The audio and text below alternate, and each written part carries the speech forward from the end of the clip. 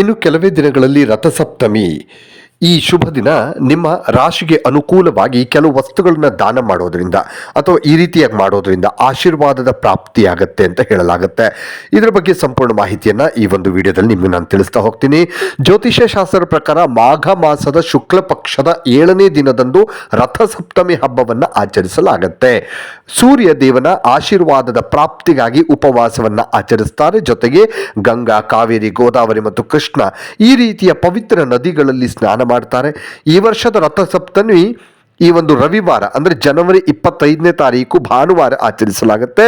ಈ ಅವಧಿಯಲ್ಲಿ ಸೂರ್ಯನು ಉತ್ತರ ದಿಕ್ಕಿನಲ್ಲಿ ತನ್ನ ಪ್ರಯಾಣವನ್ನ ಮಾಡ್ತಾನೆ. ಹಾಗೆ ಜ್ಯೋತಿಷ್ಯ ಶಾಸ್ತ್ರದ ಪ್ರಕಾರ ರಥಸಪ್ತಮಿಯಂದು ಸೂರ್ಯ ದೇವರನ್ನ ಶ್ರದ್ಧಾಭಕ್ತಿಯಿಂದ ಪೂಜಿಸೋದ್ರಿಂದ ವೃತ್ತಿ ಜೀವನದಲ್ಲಿ ಅಪಾರವಾದಂಥ ಪ್ರಗತಿಯನ್ನ ನೀವು ಪಡಿತೀರಿ.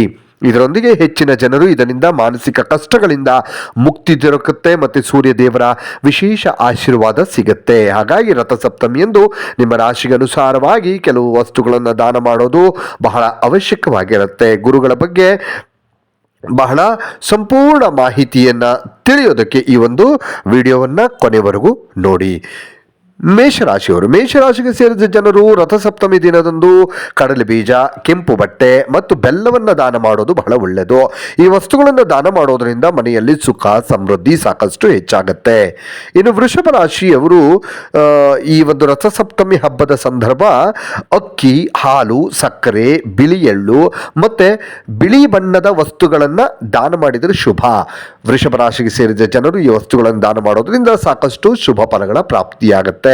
ಇನ್ನು ಮಿಥುನ ರಾಶಿಯವರು ರಥಸಪ್ತಮಿ ದಿನದಂದು ನಿಮ್ಮ ಸಾಮರ್ಥ್ಯಕ್ಕೆ ಅನುಸಾರವಾಗಿ ದಾನ ಮಾಡೋದು ಒಳ್ಳೆಯದು. ಹೀಗೆ ಮಾಡೋದ್ರಿಂದ ಅಂದರೆ ನಿಮ್ಮ ಸಾಮರ್ಥ್ಯಕ್ಕೆ ಏನಾಗತ್ತೋ ಆ ರೀತಿಯಾಗಿ, ಅಂದರೆ ಹಸಿದವರಿಗೆ ಊಟ ಕೊಡುವಂಥದ್ದು ಅಥವಾ ಹಸುವಿಗೆ ಹಸಿರು ಹುಲ್ಲನ್ನು ಅಥವಾ ಮೇವನ್ನು ಕೊಡುವಂಥದ್ದು ಕೂಡ ಬಹಳ ಒಳ್ಳೆಯದಾಗತ್ತೆ. ಆರ್ಥಿಕ ಸಮಸ್ಯೆಗಳಿಂದ ನೀವು ಮುಕ್ತಿಯನ್ನು ಪಡಿತೀರಿ.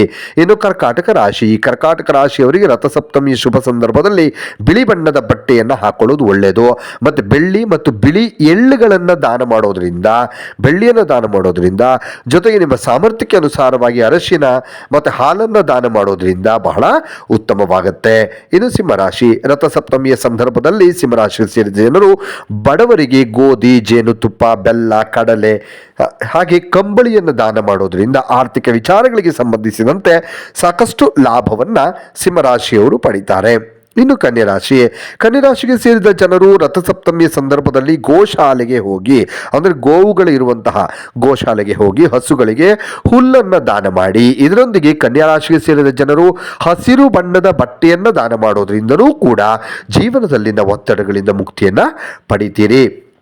ತುಲಾರಾಶಿಗೆ ಸೇರಿದಂತಹ ಜನರು ನೋಡಿ, ರಥಸಪ್ತಮಿ ದಿನದಂದು ಸೂರ್ಯದೇವನನ್ನು ಶ್ರದ್ಧಾಭಕ್ತಿಯಿಂದ ಪೂಜೆ ಮಾಡಿದರೆ ಬಿಳಿ ಬಟ್ಟೆ, ಸಕ್ಕರೆ, ಹಾಗೆ ಮಖನ, ಅಕ್ಕಿ, ಕಂಬಳಿ ಇವೆಲ್ಲವುಗಳನ್ನು ದಾನ ಮಾಡೋದ್ರಿಂದ ನಿಮಗೆ ಶುಭವಾಗುತ್ತೆ.